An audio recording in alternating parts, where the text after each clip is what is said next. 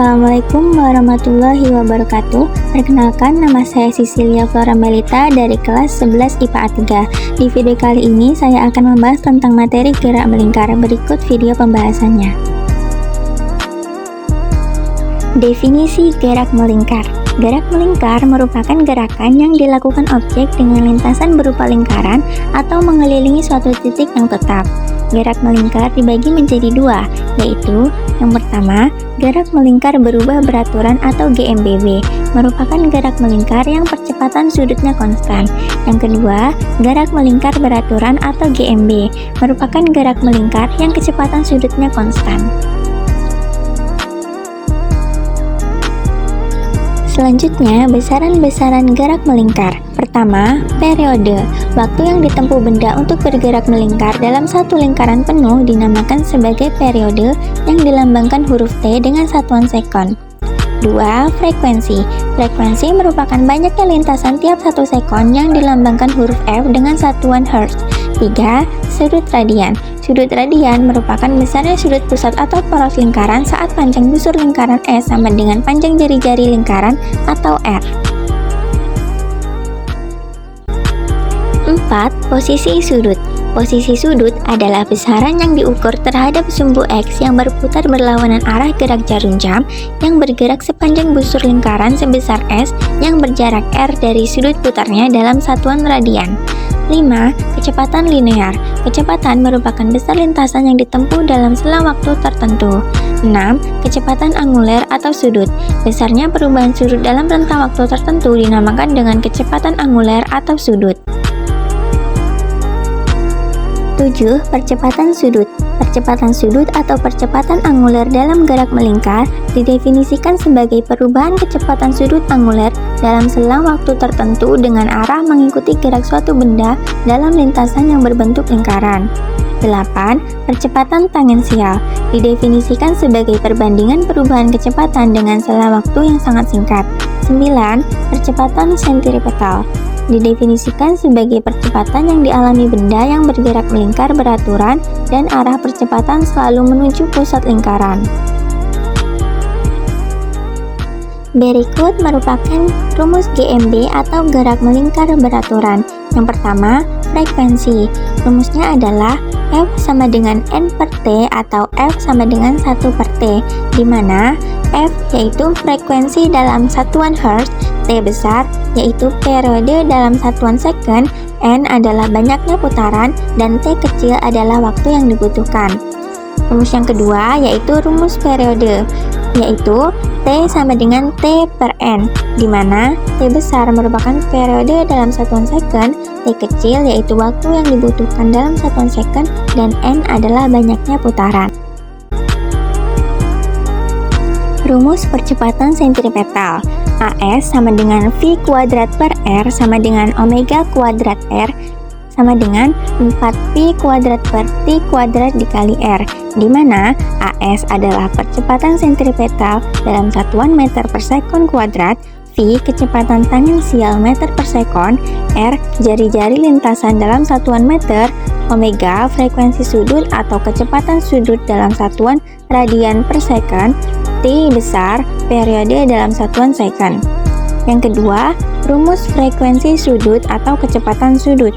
Rumusnya adalah omega sama dengan 2pi F sama dengan 2pi per T, di mana omega adalah frekuensi sudut atau kecepatan sudut dalam satuan radian per second, F adalah frekuensi dalam satuan Hertz, dan T adalah periode dalam satuan second.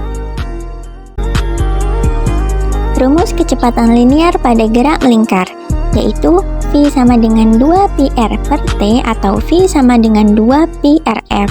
V adalah kecepatan linear dalam satuan meter per sekon, R adalah jari-jari lingkaran dalam satuan meter, T besar adalah periode dalam satuan second, F yaitu frekuensi dalam satuan Hertz, sedangkan untuk P bernilai 3,14 atau 22/7. Selanjutnya, di sini akan disebutkan beberapa contoh gerak melingkar dalam kehidupan sehari-hari.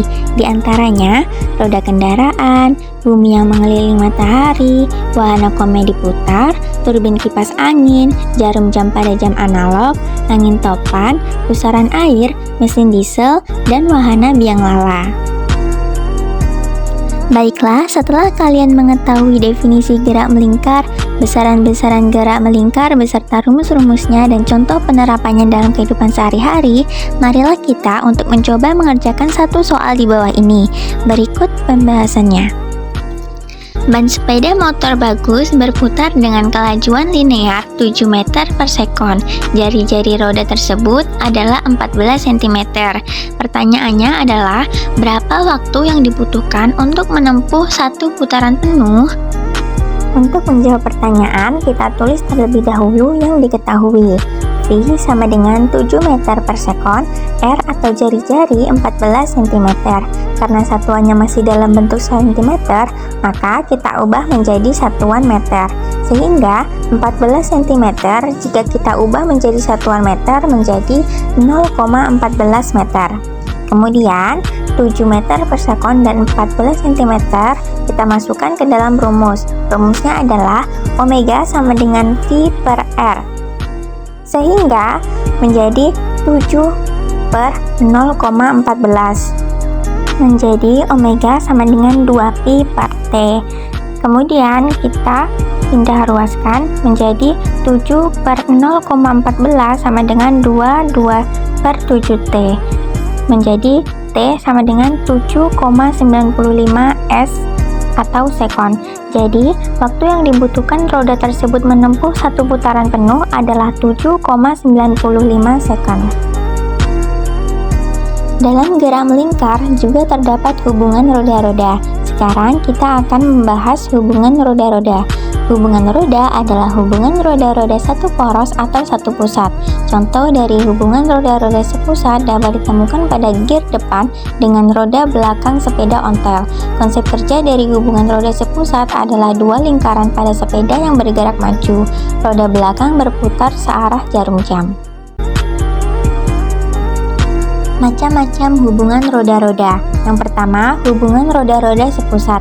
Anggap saja dua lingkaran di samping adalah gear dan roda sepeda. Pada saat sepeda bergerak maju, roda belakang berputar searah jarum jam. Demikian pula dengan gear belakang. Yang kedua, hubungan roda-roda yang dihubungkan dengan rantai. Anggap saja dua lingkaran di samping adalah gear belakang dan gear depan sepeda.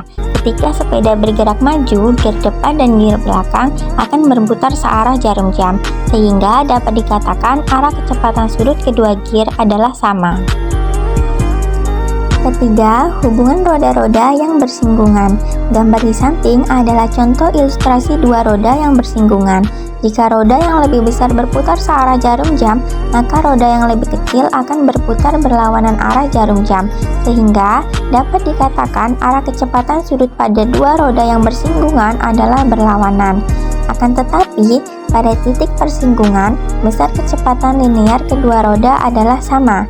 Sedangkan kecepatan angulirnya akan berbeda, bergantung pada jari-jari masing-masing roda atau jumlah gear yang dimilikinya. Ini dia rumus hubungan roda-roda beserta keterangannya, mulai dari rumus roda-roda sepusat, rumus roda-roda yang dihubungkan dengan tali, dan rumus roda-roda yang bersinggungan.